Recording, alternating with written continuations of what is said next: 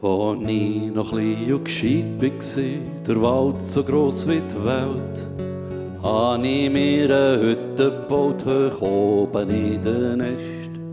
Es war so eine stolze Buche mit 1000 Blättern dran. Sie redet nicht viel, lässt mir zu und wir können uns verstehen.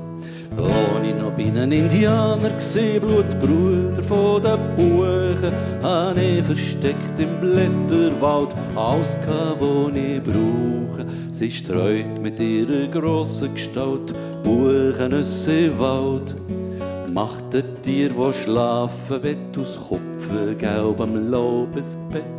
Buchen haben einen geheimen Bund im grossen Reich vom Wald. Sie strecken sich die Wurzeln zu und geben einander die Hand. Es gibt schöne und gibt wüste Tage, es gibt Bücher, die ihm bleiben.